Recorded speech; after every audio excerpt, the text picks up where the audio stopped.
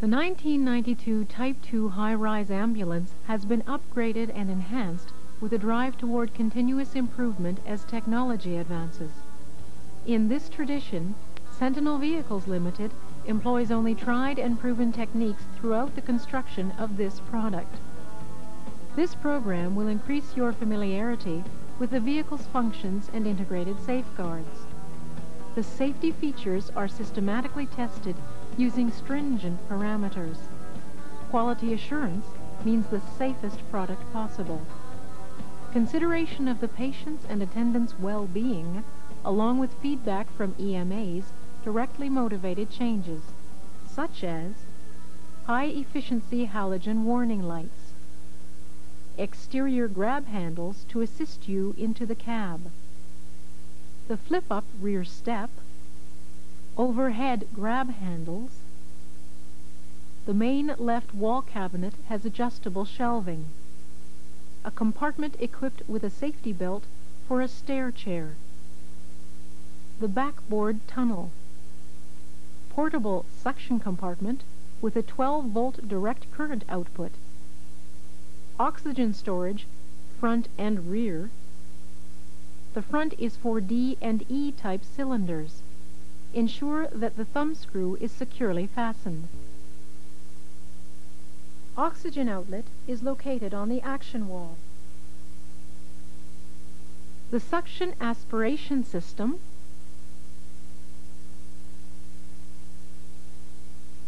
There are two 12-volt incubator outlets located here. Refer to the operator's manual to ensure correct polarity.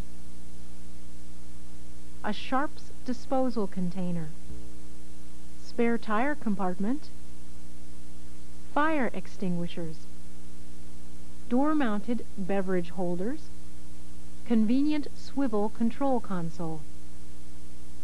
The crew bench serves 4 applications: to carry passengers, waste receptacle, tool storage beneath the lid, and a second stretcher location. To maintain aisle space, the bench lid has been reduced in width.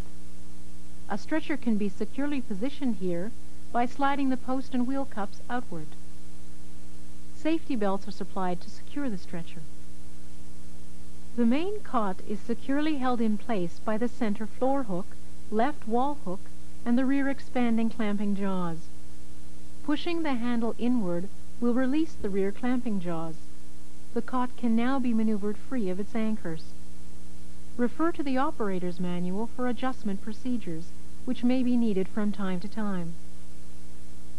The oxygen compartment contains an adjustable cylinder cradle and pry bar storage. Removing these 6 bolts will allow the cradle's neck to be repositioned. When the correct height has been determined, replace the 6 bolts securely. The cylinder is securely held in place by 3 straps and a neck restraint. The belt and buckle are arranged as shown in this diagram. Loosening the wing nut allows the neck restraint to be swung out of the way when a cylinder is being loaded. Swing the restraint back to its original position and securely tighten the wing nut. The compartment at the top of the bulkhead is allotted for the installation of 2-way communication equipment. This compartment has everything needed for the radio installer to do his work, such as harness ports to the action area and the cab. There is a cover in the compartment that may be removed to help you fish the wires into the harness conduit. This diagram illustrates the pathway the conduit travels. The return air duct covers are removable for further aid when fishing harnesses into the cab. The cab harness is routed as shown. Positive and negative power terminals, front and rear antenna cables. See your owner's manual for further details.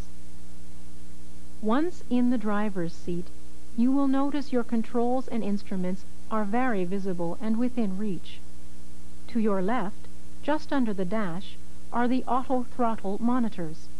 These will raise the engine RPM to increase power output when required. This system is designed to function automatically, and only when the vehicle is stationary.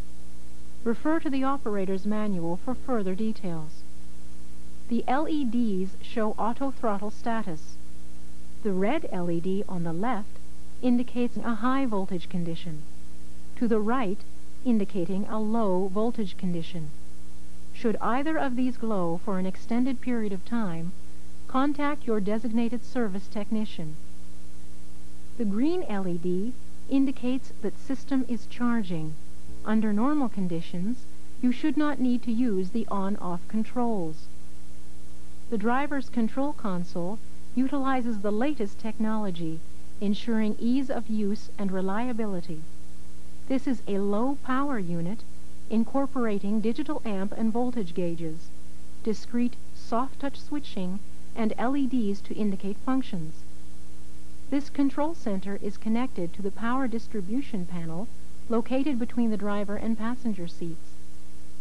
The fuses are paired to LEDs. If a system malfunction is due to a blown fuse, an LED on the console will illuminate. Quick diagnosis of the problem can be made. Spare fuses are located on the panel. Identify the circuit in question at the fuse panel. There will be an LED illuminated where the fuse is blown. Simply shut off that function and replace the fuse with the same size and style. Reactivate the function. If the condition persists, contact your service technician. The control console can be swiveled for operation by the driver or passenger.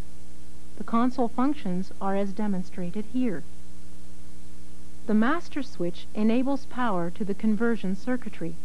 No function is active at the driver's console or the rear attendant's console until the master switch has been activated.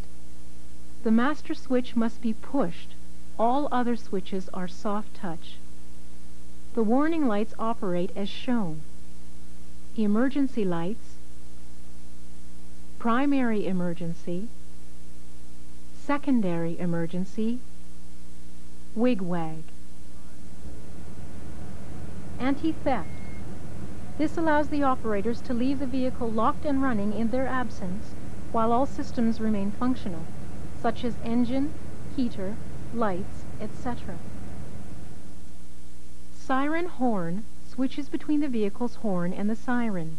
In the on position, the horn ring of the steering wheel will activate a certain function of the siren. In off, the original vehicle horn sounds. Left scene lights, right scene lights, rear scene lights. The rear scene lights are a tri-functional system. In addition to console activation, they illuminate when the vehicle is placed in reverse and when the rear doors are opened. Should the rear doors be open for an extended period of time, the scene light should be shut off by pulling the switch plunger. When the master switch is turned off, conversion electrical systems will shut off sequentially in 3 to 5 second intervals. Right cot light activates the right row of cot lights in the patient's compartment from the driver's console. Volts meter. This switch allows monitoring of the vehicle battery, or the conversion battery. Battery boost. When the on position is selected and held, both batteries of the vehicle are joined to increase starting power. Backup alarm. The on position of this switch will shut off the reverse alarm for a preset length of time. It will automatically reset. In addition to the blown fuse warning light, there is also an indicator for door open. Ensure this light is out before setting the vehicle in motion. The siren operation and sound settings are as shown. After selecting siren control on the control panel, turn on the siren.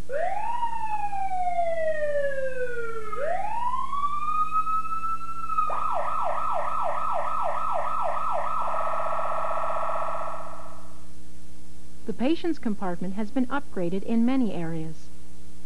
The attendant's control panel also utilizes the discrete soft-touch switching. The heater AC controls the fan speed of the heater air conditioner unit. There are also controls for the right cot lights, the left cot lights, the exhaust vent, cabinet lights to illuminate the left wall storage areas, and reading light activates the light at the top of the action area. The patient compartment thermostat. Once a comfortable temperature is set, the heating or air conditioning system will respond accordingly. Should the temperature fall short of its setting, contact your service technician. This vent is for air exhaust. Here is a comprehensive explanation of the environmental system. The thermostat will activate either the heater or air conditioner functions depending on temperature selection. The fan speed switch determines air flow. The air is drawn back into the unit through the recirculation vent. Keep this area clear. The thermostat monitors and cycles with respect to the temperature setting. The outside air then passes through the heater air conditioner. The air is heated or cooled as it is emitted into the patient's compartment. Behind the driver's seat, close to the left wall, is a valve for controlling incoming air. When the handle is facing the rear, exterior air is disconnected from the conversion environment system. An example for this use would be to increase heater efficiency during the winter months. Air flow is connected to the system when the handle is facing the left wall. For summer operation, shut off the hot water valve as shown here. The exhaust vent draws air from within the patient's compartment and is expelled through this duct. There is a section in the operator's manual that deals specifically with conversion maintenance. Acquaint your service technician with this section and keep the manual with the vehicle at all times. Should a warranty claim arise, Sentinel vehicles must be notified before repairs are started. At this time, an authorization number will be assigned to that claim. Use this number when referring to this claim. No claim can be processed without prior authorization. The vehicle conversion has a limited 2-year warranty.